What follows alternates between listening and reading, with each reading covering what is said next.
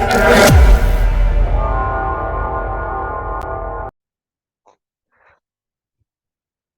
Guys, welcome.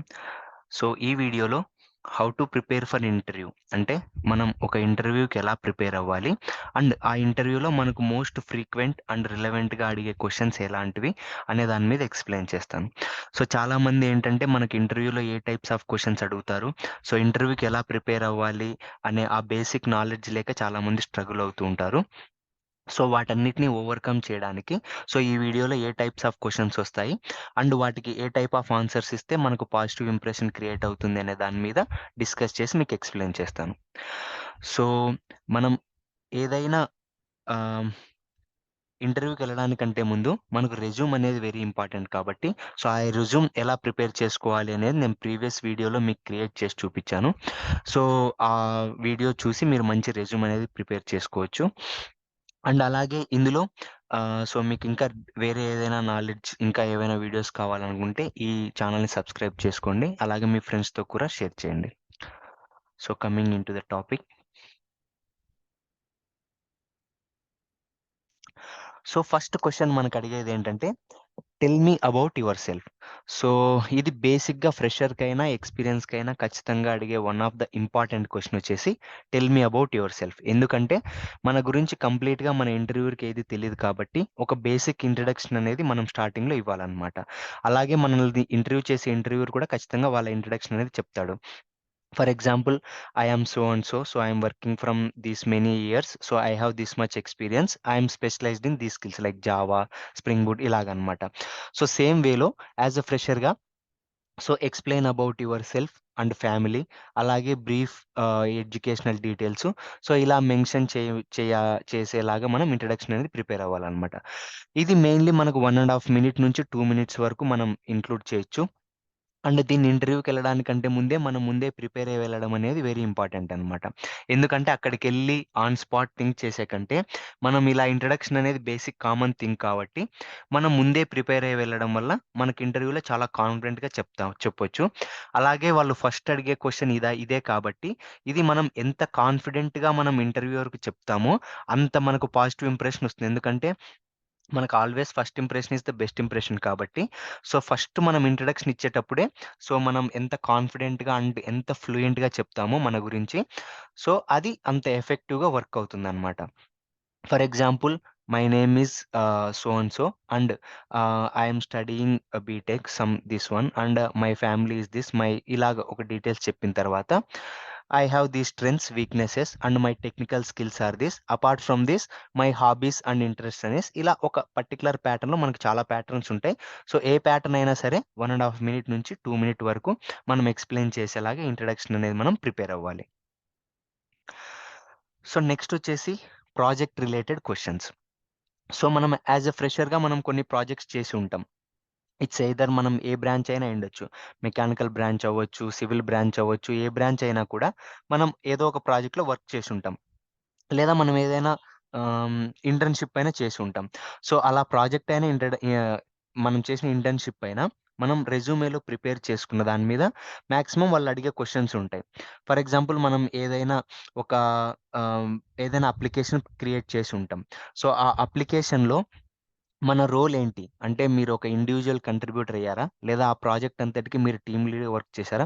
ఎందుకంటే మనం కాలేజెస్‌లో చాలా ప్రాజెక్ట్ చేస్తూ ఉంటాం ఫైనల్ ఇయర్ వచ్చేసరికి. సో, ఈ ప్రాజెక్ట్ మనం మెన్షన్ చేసినప్పుడు సో, దానికి రిలవెంట్ క్వెషన్స్ వస్తూ ఉంటాయి. అంటే ఈ ప్రాజెక్ట్ మీకు ఎంత టైమ్ పీరియడ్ పట్టింది? సో, ఏ ఏ టెక్నాలజీస్ యూజ్ చేశారు? సో, దాంట్లో ఏవైనా డిఫికల్టీస్ వచ్చాయా లేదా? లేకపోతే ఏవైనా ప్రాబ్లమ్స్ వస్తే మీరు దాన్ని ఎలా ఓవర్‌కమ్ చేశారు? ఇలాంటి టైప్స్ ఆఫ్ క్వెషన్స్ అనేవి వస్తూ ఉంటాయన్నమాట. సో, బెటర్ మనం మెన్షన్ చేసినటువంటి ప్రాజెక్టు, ఇంటర్న్‌షిప్ కానీ, లేకపోతే ఏమైనా సర్టిఫికేట్స్ కానీ చేసి ఉంటే, సో, వాటి మీద కంప్లీట్‌గా ప్రిపేర్ అయ్యి వెళ్ళడం ఇంపార్టెంట్ అనమాట. ఎందుకంటే మనం రెజ్యూమ్‌లో మెన్షన్ చేసిన ప్రాజెక్ట్ మీద ఖచ్చితంగా మనకు క్వెరీస్ అయితే వస్తాయి. సో, నెక్స్ట్ వచ్చేసి ఇది very very important question. What are your greatest strength and weaknesses? So, ప్రతి పర్సన్‌కి స్ట్రెంగ్త్, వీక్‌నెసెస్ ఉంటాయి కాబట్టి, సో, మాక్సిమం మనం వాటిని మన రెజ్యూమ్‌లో మెన్షన్ చేస్తాం. కాబట్టి మీ స్ట్రెంగ్త్ ఏంటి? అండ్ దానికొక బ్యాక్ స్టోరీ మనం ముందే క్రియేట్ చేసుకోవాలి. అంటే ఇది మనం స్ట్రెంగ్త్ అని చెప్తున్నామంటే నువ్వు ఎలా స్ట్రెంగ్త్ అని చెప్పగలవు. ఫర్ ఎగ్జాంపుల్ మనకు అడాప్టబిలిటీ అనేది ఒక స్ట్రెంగ్త్ అని చెప్తాం. లేదా మనం ఇంకా వెల్ కమ్యూనికేషన్ స్కిల్స్ ఇలాంటివి చెప్పినప్పుడు సో నువ్వు దాన్ని స్ట్రెంగ్త్ అని ఎలా చెప్పగలవంటే, నాకు పాస్ట్‌లో ఇలాంటి సిట్యుయేషన్ ఒకటి అక్కరైంది. సో అలాంటి సిట్యుయేషన్ అక్కరైనప్పుడు నేను దాన్ని హ్యాండిల్ చేశాను. నా స్ట్రెంగ్త్స్ యూజ్ చేసి హ్యాండిల్ చేశాను. సో నేను ఆ సిట్యుయేషన్‌కి అడాప్ట్ అయ్యి ఆ పర్టిక్యులర్ సిట్యుయేషన్‌ని ఓవర్‌కమ్ చేశాను అని ఒక బ్యాక్ స్టోరీ ప్రిపేర్ అవ్వడం very important. At the same time weaknesses కూడా ఉంటాయి. ఎందుకంటే ప్రతి ఒక్క పర్సన్‌కి స్ట్రెంగ్త్సే కాదు, కొన్ని వీక్‌నెస్ కూడా ఉంటాయి కాబట్టి, సో ఆ వీక్‌నెస్ ఏంటివి అనేది కూడా మనం ఎక్స్‌ప్లెయిన్ చేయాలి. అలాగే ఆ వీక్‌నెస్ ఎక్స్‌ప్లెయిన్ చేస్తమే కాకుండా, ఆ వీక్‌నెస్‌ని ఓవర్‌కమ్ చేయడానికి మనం ఎలా ట్రై చేస్తున్నాం. అంటే ఫర్ ఎగ్జాంపుల్ మనం ఒక ఇంట్రావర్ట్ అనే వీక్‌నెస్ ఉంది. సో ఆ వీక్‌నెస్‌ని మనం ఓవర్‌కమ్ చేయడానికి ఏం ట్రై చేస్తున్నాం. అంటే వేరే పీపుల్‌తో మాట్లాడడానికి ట్రై చేస్తున్నాం. లేకపోతే బయట సోషల్ గ్యాదరింగ్స్‌లో మాట్లాడడానికి ట్రై చేయడం కానీ, మింగిల్ అవ్వడానికి ట్రై చేయడం కానీ, సో ఇలా ఆ వీక్‌నెస్‌ని ఓవర్‌కమ్ చేయడానికి మనం ఎలా ట్రై చేస్తున్నాం అనే థింగ్స్ కూడా మనం ఎక్స్‌ప్లెయిన్ చేస్తే, అప్పుడు ఇంటర్వ్యూయర్ మైండ్‌సెట్ ఎలా ఉంటుందంటే, okay. This candidate has some weakness. But అతడు ఆ వీక్‌నెస్ ఓవర్‌కమ్ చేయడానికి ఏదో ట్రై చేస్తున్నాడనే పాజిటివ్ ఇంప్రెషన్ అనేది అక్కడ ప్లేస్ అవుతుందనమాట. సో కాబట్టి ఇలా ఇలా స్ట్రెంగ్త్ అండ్ వీక్‌నెస్ ఉన్నప్పుడు కూడా మనం దాన్ని నీట్‌గా ఎక్స్‌ప్లెయిన్ చేయడం బెటర్ అనమాట. వీటి మీద కూడా క్వెషన్స్ ఎక్స్‌పెక్ట్ చేయొచ్చు. నెక్స్ట్ వచ్చేసి ఇది ఫ్రెషర్స్‌కి అంత రిలవెంట్ క్వెషన్ కాకపోవచ్చు. బట్ కొన్ని ఇంటర్వ్యూస్‌లో అడుగుతూ ఉంటారనమాట. What are your salary expectations అనేసి. సో జనరల్‌గా ఫ్రెషర్స్‌కి మన స్టాండర్డ్స్‌లో 3.5-5 లాక్స్ వరకు మనకు కంపెనీ వేరియన్స్ బేస్ చేసుకొని ఇస్తూ ఉంటారు ఎంఎన్‌సీస్‌లో. సో జనరల్‌గా మనం హెచ్ఆర్ డిస్కషన్‌లో ఇలాంటి క్వెషన్స్ వస్తూ ఉంటాయి. What are your salary expectations అని. సో మనం అలాంటప్పుడు చెప్పొచ్చనమాట. Based on my skills and experience నాకు ఈ పర్టిక్యులర్ ఫ్రెషర్స్‌కి ఇండస్ట్రీలో సమ్ 3.5-5 లాక్స్ ఇస్తున్నారు కాబట్టి, ఎనీథింగ్ 3.5-5లో నేను ఏదైనా యాక్సెప్ట్ చేయగలను అనే దానికి మనం ఆన్సర్ చేయొచ్చు. బట్ ఈ టైప్ ఆఫ్ క్వెషన్ కూడా కొన్ని కొన్ని సార్లు మనం ఎక్స్‌పెక్ట్ చేయొచ్చు. నెక్స్ట్ ఇది కూడా one of the very important question. ఇది మన మెంటల్ స్టెబిలిటీని లేదా మన ఎంత స్ట్రెంగ్త్ ఉంది అని తెలుసుకోవడానికి ఇలాంటి క్వెషన్స్ అడుగుతూ ఉంటారు. సో, క్వెషన్ వచ్చేసి కొన్ని కొన్ని సార్లు so, what is the difficult situation you faced? లేదా నీ లైఫ్‌లో జరిగినటువంటి మోస్ట్ డిఫికల్ట్ సిట్యుయేషన్ ఇప్పటివరకు ఏంటి? లేదా కాలేజ్‌లో నువ్వు ఫేస్ చేసిన వర్స్ట్ సిట్యుయేషన్ ఏంటి? దాని నుంచి నువ్వు ఎలా ఓవర్‌కమ్ నీ ఫియర్స్ ఏంటి? ఎలా ఓవర్‌కమ్ చేసావనేది అడుగుతూ ఉంటారు. సో, జనరల్‌గా మనం ఏదైనా ప్రాజెక్ట్‌లో వర్క్ చేసేటప్పుడు మనకేదైనా టీమ్‌మేట్స్ మధ్య గొడవలు జరిగి మనకు ఆ ప్రాజెక్ట్ సరిగ్గా అవ్వకపోవడం అవ్వచ్చు. లేకపోతే మనం ఏదైనా ఎగ్జామ్స్ మనకున్నప్పుడు మనం ఫీవర్ వచ్చేసి మనం ఎగ్జామ్స్‌లో సరిగ్గా పెర్ఫార్మ్ చేయకపోయుండొచ్చు. సో, ఇలాంటి డిఫికల్ట్ సిట్యుయేషన్ ఏం చేసావు? వచ్చింది. మనకు దాన్ని ఓవర్‌కమ్ చేయడానికి మనం ఎలా వర్క్ చేసాం అనే దాన్ని మీద కూడా క్వెషన్స్ వచ్చేదుంటుంది. సో, ఇలాంటి వాటికి కూడా మనం ఇంటర్వ్యూకెళ్ళడానికంటే ముందు 1, 2 సార్లు ప్రిపేర్ అయ్యి వెళ్ళడం important. So, next for freshers 100% ఖచ్చితంగా అడిగే one of the very, very, very important question ఏంటంటే, why should we hire you? So, ఈ క్వెషన్ అడక్కోకుండా మాక్సిమం ఏ ఇంటర్వ్యూ అనేది ఖచ్చితంగా ఎండ్ అవ్వదు. సో, ఎందుకంటే మనం ఈ కంపెనీలో వర్క్ చేయడానికి సో, నేను నిన్నెందుకు హైర్ చేసుకోవాలి అని ఒక క్వెషన్ మనల్ని అడిగినప్పుడు మన దగ్గర ఒక ఆన్సర్ అయితే ఉండాలనమాట ఖచ్చితంగా. సో, మనం దానికి ఏ ఆన్సర్ అయినా ఇవ్వచ్చు. మీరు ముందే ప్రిపేర్ అయ్యి వెళ్ళొచ్చు. ఫర్ ఎగ్జాంపుల్ నాకున్న ఈ స్కిల్స్ వల్ల ఈ పర్టిక్యులర్ రోల్‌కి నేను ఫిట్ అని నేను అనుకుంటున్నాను.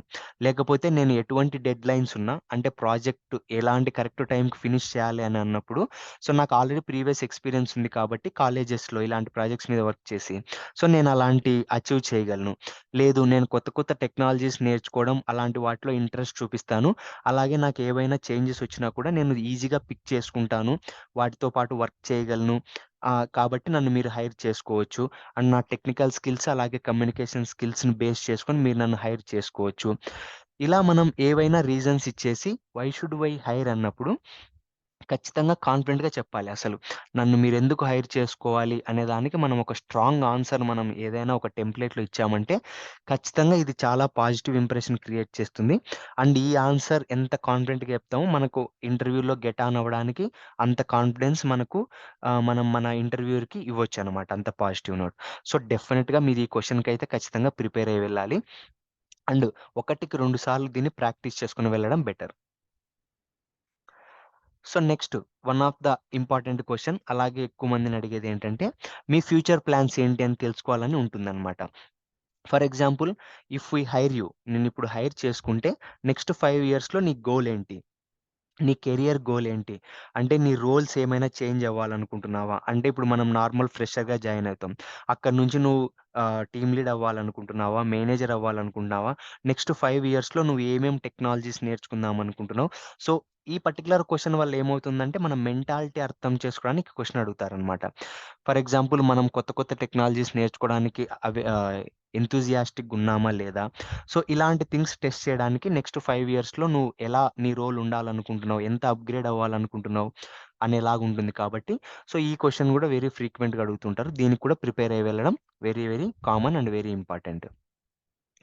So, next at the end వచ్చేసి మనకు ఇంటర్వ్యూ అంతా ఫినిష్ అయిపోయిన తర్వాత, సో, ఖచ్చితంగా మనకు ఇంటర్వ్యూవర్ అనేసి do you have any questions for me అని అడుగుతాడనమాట. అంటే ఇప్పటివరకు తను మనల్ని క్వెషన్స్ అడిగింటాడు గదా! చివర్లో నీకేమైనా నన్ను క్వెషన్స్ అడగాలని ఉందా అని ఉన్నప్పుడు, సో, ఈ క్వెషన్స్ అడగడానికంటే ముందు మనం ఒక థాంక్ యూ నోట్ చెప్పొచ్చనమాట. So, thank you for giving me this opportunity అని జెప్పేసి అప్పుడు మీకేమైనా క్వెషన్స్ ఉంటే అడగాలి. సో, ఖచ్చితంగా వాళ్ళడిగినప్పుడు మాత్రం నాకే క్వెషన్స్ లేవు అని మాత్రం మనం I don't no, I don't have any questions అనే ఆన్సర్ మాత్రం ఇవ్వకూడదు. ఖచ్చితంగా ఏదో ఒక క్వెషన్ అడగాలి. For example what do you love most about in this company? అంటే ఈ కంపెనీలో వర్క్ చేయడం మీకు ఏదిష్టం? అలాగే ఈ ఈ పొజిషన్‌లో ఎలాంటి ఛాలెంజెస్ ఒస్తాయి? అండ్ కంపెనీలో గ్రోత్ ఎలా ఉంటుంది? ఈ పర్టిక్యులర్ క్వెషన్స్ అడగడం అనేది వెరీ ఇంపార్టెంట్ అనమాట. ఎందుకంటే ఈ క్వెషన్స్ అడగడం వల్ల మనం ఆ కంపెనీలో వర్క్ చేయడానికి ఇంట్రెస్టెడ్‌గా ఉన్నామనేటువంటి ఏదైతే పాజిటివ్ ఇంప్రెషన్ ఉంటుందో అది ఆ ఇంటర్వ్యూయర్‌కి క్రియేట్ అవుతుందనమాట.